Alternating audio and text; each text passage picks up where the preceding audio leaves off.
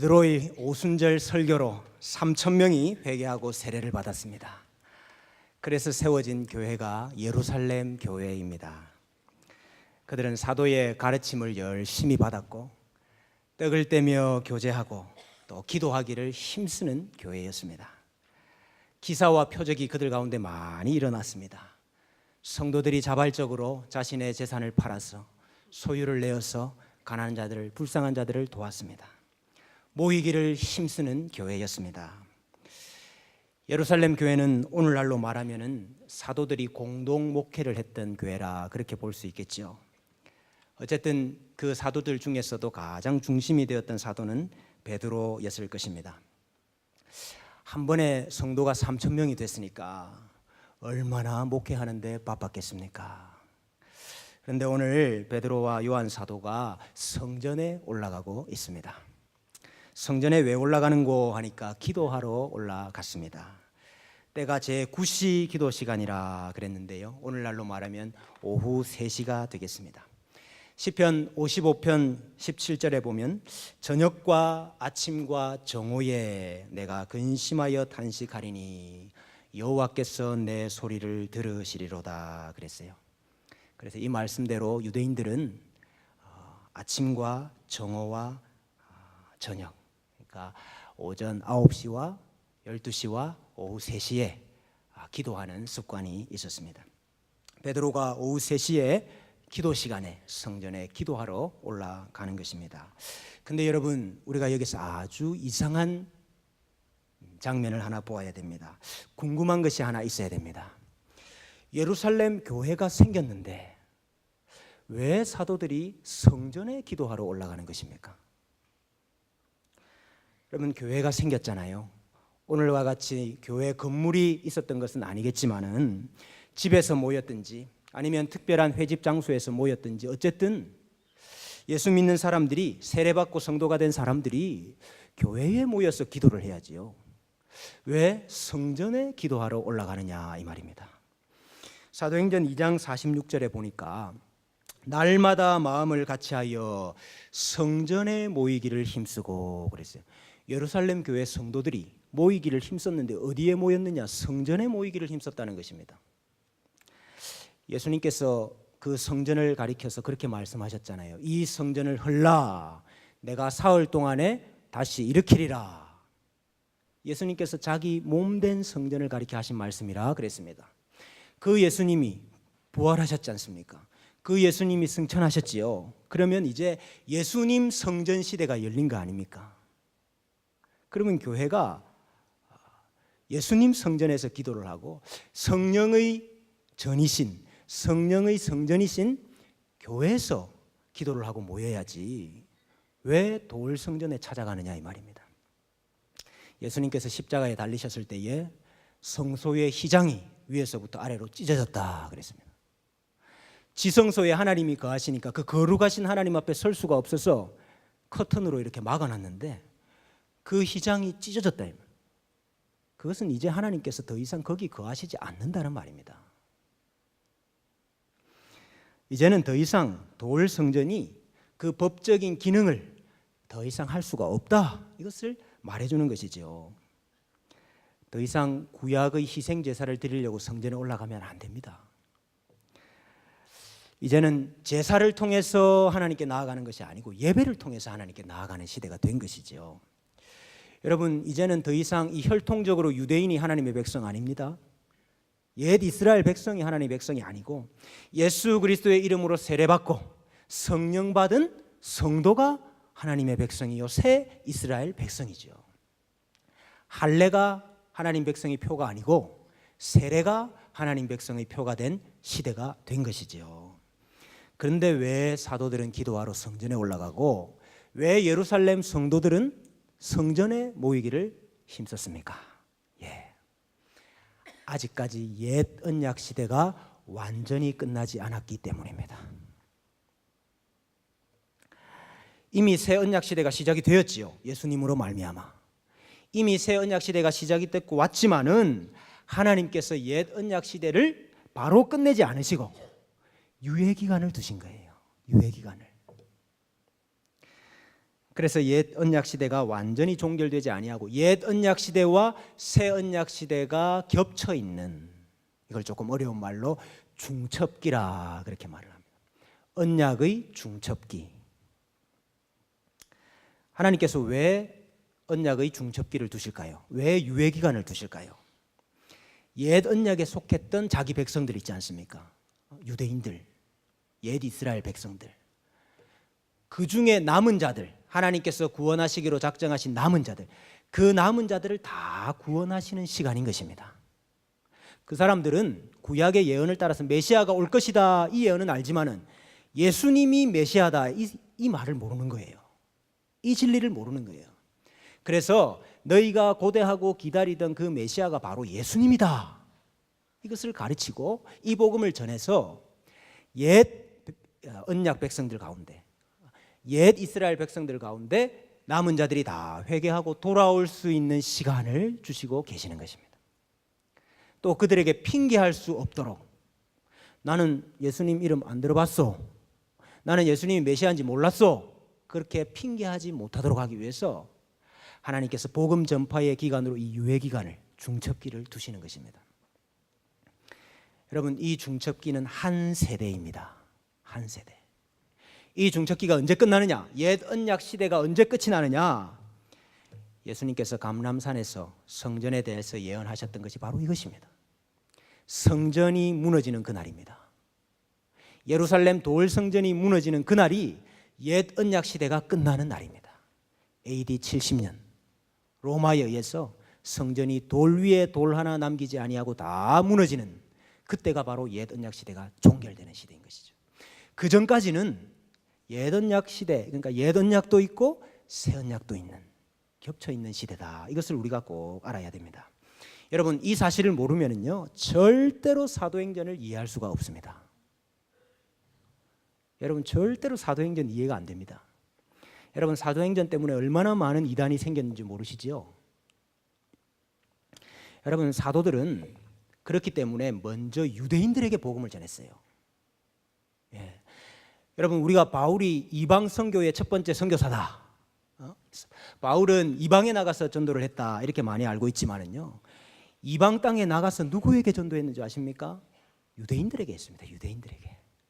왜냐하면 이방 땅에 흩어져 있는 유대인들이 많이 있었어요. 그 흩어져 있는 유대인들이 각 지역마다 회당을 세워놓고 거기서 유대교를 열심히 믿고 있었습니다. 바울은 가는 곳곳마다 회당에 먼저 들어갔어요. 그래서 유대인들에게 먼저 복음을 전했다 그 말이에요. 내가 복음을 부끄러워하지 아니하노니 이 복음은 모든 믿는 자에게 구원을 주시는 하나님의 능력이 됨이라. 첫째는 유대인에게요, 또한 헬라인에게로다. 첫 번째 관심은 어디 있느냐?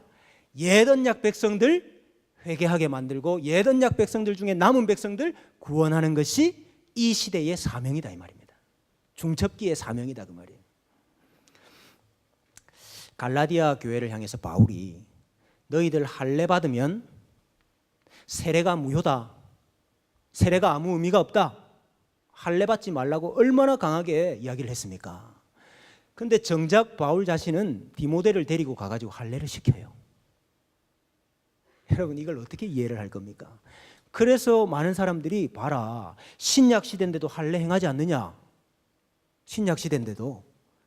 그래서 오늘 우리도 할례 받아야 된다 이렇게 말하는 이단들이 있죠. 여러분, 이거 왜 그렇습니까?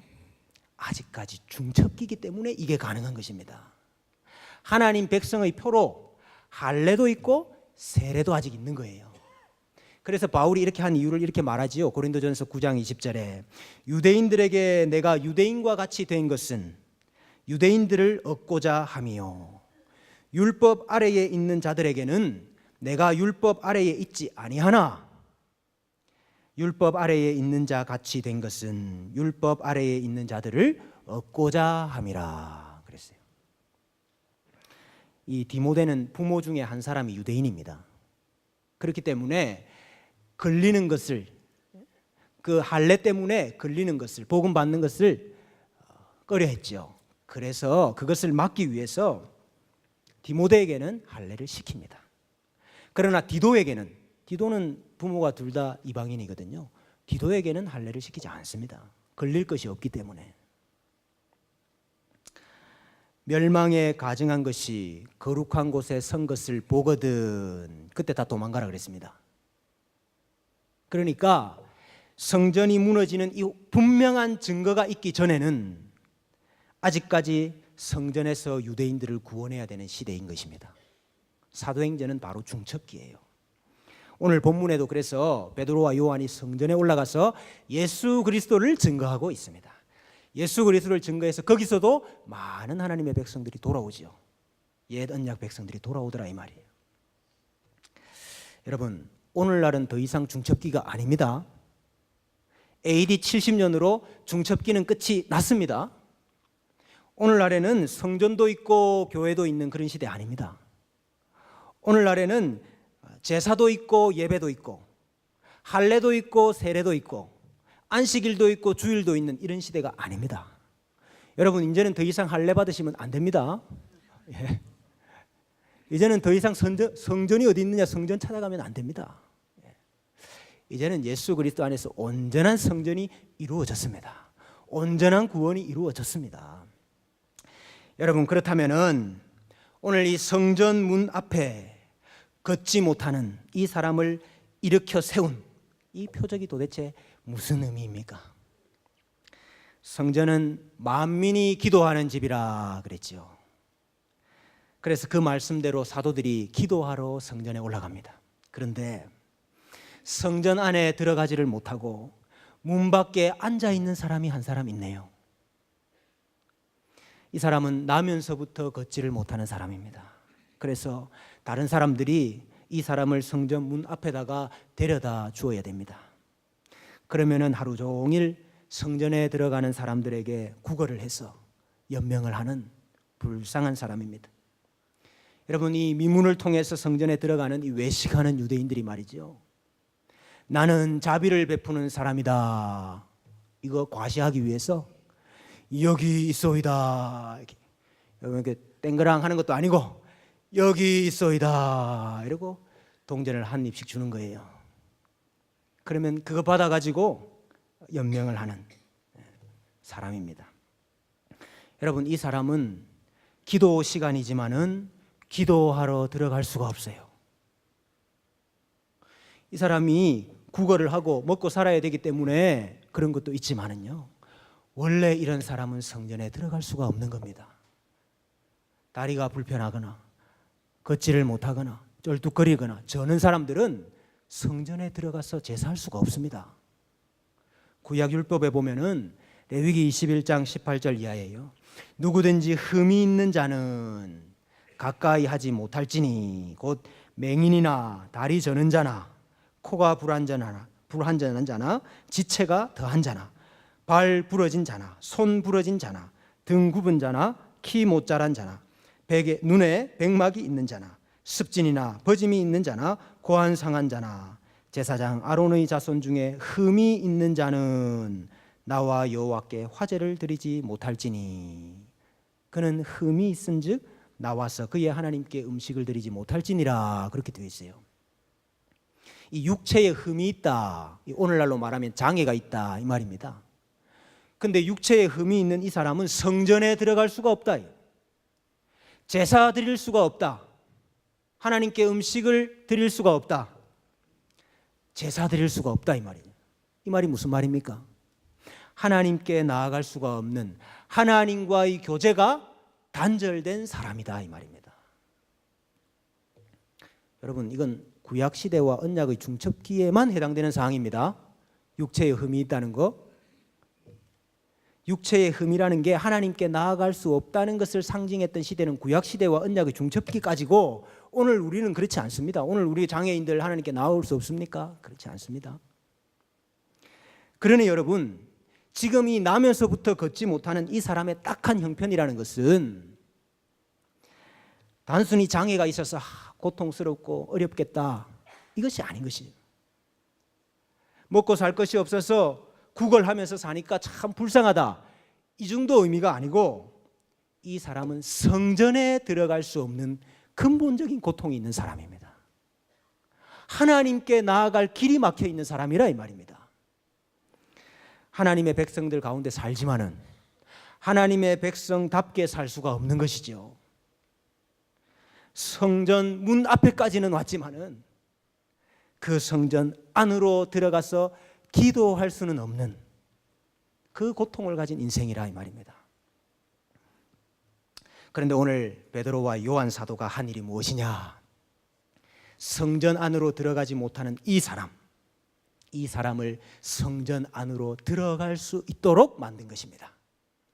오늘 본문 8절 말씀해 보시면은 그 사람이 뛰어서서 걸으며 그들과 함께 성전으로 들어가면서 걷기도 하고 뛰기도 하며 하나님을 찬송하니 그랬습니다. 근데 여러분, 여기 이 문장은 세 개의 분사와 하나의 주동사로 된 문장이에요.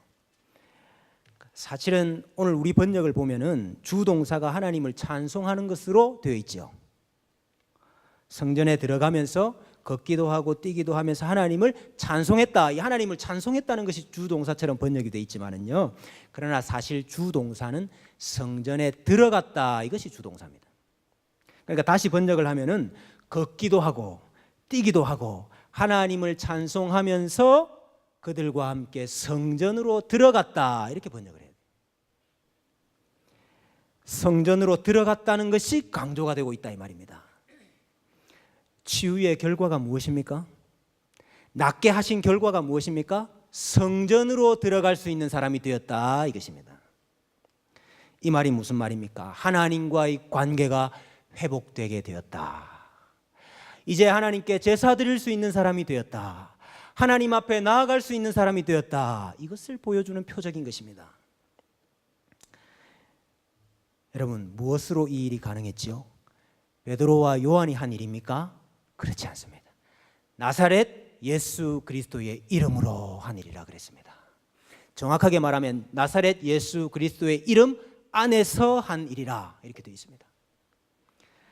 천대받던 이름이지요. 나사렛이라는 이름. 그런데 그 나사렛 예수 그리스도의 이름 안에서 새로운 시대가 열리고 있습니다. 성전은 만민이 기도하는 집이지만은 그러나 그 집이 만민이 다 들어가도록 만드는 집은 못 됩니다. 들어온 사람들이 기도하는 집이기는 한데 그 성전이 모든 사람을 만민을 다 들어올 수 있도록 만드는 집은 못 되더라 이 말이에요. 그러니 성전 문 앞에서 들어가지 못하고 앉아 있는 사람이 있는 거 아닙니까? 지금 이 그림은 돌 성전이 가지고 있는 한계, 무능력, 무능함을 우리에게 보여주는 것입니다. 근데 여러분, 이제 새 성전이 되신 예수님께서 이 예수님 안에서 예수 그리스도의 이름 안에서 하나님께 나아갈 수 있는 새로운 길이 열린 것입니다. 여러분, 이것이 오늘 사건이 보여주는 표적의 의미인 것입니다. 사실 이 표적은 예수님께서 이미 하셨던 표적이에요. 십자가에 달리시기 일주일 전에 예수님께서 성전에 들어가셨지 않습니까? 그래서 성전에 들어가셔서 내 집은 기도하는 집이라 일컬음을 받으리라 하였거늘 너희는 강도의 소굴을 만드는도다 책망하시면서 그 성전에 있던 맹인과 저는 자들을 고쳐주셨다 그래 되어 있습니다. 이 말이 무슨 말입니까? 이제는 예수님으로 말미암아서 성전에 들어올 수 없는 육체에 흠이 있는 맹인과 저는 자들, 그들 이제 예수님으로 말미암아 들어올 수 있는 시대가 되었다. 이것을 보여주신 것입니다. 여러분, 그래서 이것은 표적이에요. 표적. 단지 병이 나았다, 놀라운 일이 일어났다, 기적이 일어났다, 이것이 아니고 이 사건은 예수님이 어떤 분이신가, 예수님이 어떤 일을 하셨는가, 예수님이 이루신 것이 무엇인가를 보여주는 표적이더라 이 말이에요. 여러분, 이것이 어떤 표적입니까? 구약의 선지자들이 마지막 때가 되면 이러한 일이 일어날 것이다 하면서 수없이 예언을 했는데 그 중에 몇 가지만 한번 살펴보세요. 이사야 35장 5절 이하에 그때에 맹인의 눈이 밝을 것이며 못 듣는 사람의 귀가 열릴 것이며 그때에 저는 자는 사슴같이 뛸 것이며 말 못하는 자의 혀는 노래하리니. 하나님께서 이렇게 신기한 일들을 이루어 주셔가지고 그 결과가 무엇이냐? 그 결과가 여호와의 속량함을 받은 자들이 돌아오되 노래하며 시온에 이르러 그들의 머리 위에 영영한 희락을 띠고 기쁨과 즐거움을 얻으리니 슬픔과 탄식이 사라지리로다 그랬어요. 여러분, 원래 저는 자들, 맹인들, 듣지 못하는 자들은 시온에 올라올 수가 없는 자들입니다. 근데 하나님께서 그들을 구원하시고 그들을 고치셔서 시온으로 올라올 수 있는 자들을 만들겠다는 것입니다. 시온으로 올라오면 무슨 일이 일어납니까? 슬픔과 탄식이 변하여서 기쁨과 희락이 있을 것이다. 여러분, 지금 사도행전 3장에서 이루어지고 있지 않습니까? 또 미가 4장 6절 이하를 보니까요, 여호와께서 말씀하시되 그날에는 내가 저는 자를, 여기 전다는 말은 다리를 못 쓰는 불구자나 다리를 쩔뚝거리는 장애인을 말하는 것입니다. 그날에 내가 저는 자를 모으며 쫓겨난 자와 내가 환난받게 한 자를 모아 발을 저는 자는 남은 백성이 되게 하며, 오늘 설교 제목입니다. 발을 저는 자는 남은 백성이 되게 하며, 구원받는 남은 백성이 되게 하겠다는 것입니다. 멀리 쫓겨났던 자들이 강한 나라가 되게 하고 나 여호와가 시온산에서 이제부터 영원까지 그들을 다스리리라.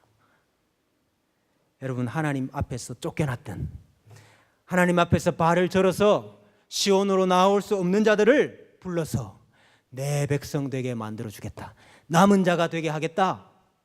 여러분, 지금 이 걷지 못하는 자들 일으켜서 성취되고 있지 않습니까? 스바냐 3장 19절에 그때에 내가 너를 괴롭게 하는 자들을 다 벌하고 저는 자를 구원하며 쫓겨난 자를 모으며 온 세상에서 수욕받는 자에게 칭찬과 명성을 얻게 하리라. 여러분, 사도행전 3장에 이루어지고 있는 것입니다. 예수님께서 저는 자들을 고쳐주셨지요. 예수님께서 걷지 못하는 자를 일으켜 세우셨습니다. 예수님께서 하나님께 나아가는 유일한 길이라, 이것을 표적으로 보여주시고 계시는 거예요. 성전 문 앞에만 앉아있지 말고 이제 성전 안으로 들어오라. 여러분, 아직까지 성전에 들어가지 못하고 문 앞에 주저앉아 있는 사람들이 얼마나 많습니까? 걷고 뛰고 하나님을 찬송하면서 하나님을 만나야 되겠는데, 오늘 하루 무엇을 얻어서 무엇을 먹고 살고 어떻게 목숨을 부지하고 살고, 이 고민과 염려에 붙들려서 예수님의 비유처럼 이생의 염려라는 그 가시덤불에 사로잡혀가지고 꼼짝도 못하고 주저앉아 있는 인생이 얼마나 많습니까? 아직까지 눈이 뜨여지지 않아서 하나님을 못 보는 사람들이 많습니다. 아직까지 귀가 열려지지를 않아서 하나님의 말씀을 들을 수 없는 사람들이 많습니다. 아직까지 다리에 힘이 없어서 하나님의 집으로 들어오지 못하고 있는 사람들이 너무나도 많습니다. 예수 그리스도의 이름 안에서 눈이 밝아지고 귀가 열려지고 일어나서 뛰는 역사가 있을 줄로 믿습니다. 오른손을 잡아 일으켜서 세울 때에 벌떡 일어나는 역사가 일어날 줄로 믿습니다. 발과 발목에 힘을 주셔서 성전에 올라가는 자들이 되게 하시고, 노래하면서 시온에 올라오는 자들이 되게 하시고, 슬픔과 탄식은 다 사라지고 영영한 희락과 즐거움으로 가득 차는 역사가 일어날 줄로 믿습니다. 여러분, 교회가 무엇하는 곳입니까? 교회가 무엇하는 곳입니까? 베드로와 요한, 은과 금은 내게 없다 이야기했습니다. 그러나 그에게는 예수 그리스도의 이름이 있었습니다. 여러분, 오늘날 은과 금은 가지고 있으면서도 예수님의 이름의 이 능력을 상실해버린 교회가 얼마나 많습니까? 중세 시대에 이노센티우스 2세라는 교황이 있었습니다. 이 교황 참 나쁜 교황입니다. 토마스 아퀴나스가 이 교황을 아련했던 적이 있어요. 그랬는데 그때 교황이 돈을 세고 있었습니다. 돈을 세면서 토마스에게 하는 말이, 보시게, 이제는 더 이상 교회가 나에게는 은과 금이 없거니와 이렇게 말할 필요가 없다네. 이 말을 듣고 토마스가 이렇게 이야기를 했습니다. 맞습니다. 그러나 이제 교회는 일어나 걸으라 이 말도 못하게 됐습니다. 여러분, 현대는 돈을 신으로 섬깁니다. 돈만 있으면 무엇이든지 다 할 수 있다라고 말을 합니다. 그런데 여러분, 은과 금이 추한 자를 정하게 만들 수가 있습니까? 은과 금이 죄인을 의인으로 만들 수가 있습니까? 재물이 성전 문 앞에 있는 그 사람을 성전 안으로 불러들일 수가 있느냐 이 말입니다. 베드로전서 1장 18절에 너희가 알거니와 너희 조상이 물려준 헛된 행실에서 대속함을 받은 것은 은이나 금같이 없어질 것으로 된 것이 아니요 오직 흠없고 점없는 어린 양 같은 그리스도의 보배로운 피로 된 것이니라 그랬습니다. 우리는 은과 금이 없어도 예수 그리스도의 보배로운 피를 가진 교회입니다. 베드로전서 1장 7절에 너희 믿음의 확실함은 불로 연단하여도 없어질 금보다 더 귀하여 예수 그리스도께서 나타나실 때에 칭찬과 영광과 존귀를 얻게 할 것이니라 그랬어요. 여러분, 금보다 은보다 더 귀한 것이 무엇입니까? 우리가 가지고 있는 믿음입니다. 믿음. 불쌍한 자들에게 동정을 베풀고 연명할 수 있도록 구제하는 일, 이거 교회가 해야 되는 일이지요. 코이노니아 중에 하나이지요. 그러나 여러분, 교회는 궁극적으로 은이나 금을 주는 곳이 아니고 예수 그리스도의 이름을 주는 곳입니다. 하루를 연명할 수 있는 빵을 주는 곳이 아니고 영생할 수 있도록 만드는 양식을 주는 곳이 바로 교회입니다. 동전 한 푼의 기쁨을 주는 곳이 아니고 걷고 뛰고 하나님을 찬송하면서 성전 안으로 들어가서 하나님을 만날 수 있는 기쁨을 주는 곳이 바로 교회라 이 말입니다. 주님의 교회가 가르치고 배우고 떡을 떼고 서로 교제하고 기도하기에 힘쓰는 교회가 되었어. 우리 교회 가운데 예수 그리스도의 이름의 능력이 가득하기를 소원합니다. 그래서 이곳에 들어오는 자, 보지 못하는 자가 들어왔을 때에 눈이 뜨여지는 역사가 있기를 원합니다. 듣지 못하는 자 귀가 열리는 역사가 있기를 원합니다. 걷지 못하는 자 걷고 뛰고 찬송하는 역사가 일어나기를 원합니다. 여러분, 은과 금이 없습니까? 그래도 우리는 예수 그리스도의 은혜를 가지고 사는 사람입니다. 예수 그리스도의 보배로운 피가 있는 사람입니다. 예수 그리스도의 이름의 능력을 갖고 있는 사람입니다. 입술에 감사가 끊어지지 않기를 원합니다. 찬송이 끊어지지 않기를 원합니다. 걷고 뛰고 찬송하는 기쁨이 우리 가운데 가득하기를 소원합니다.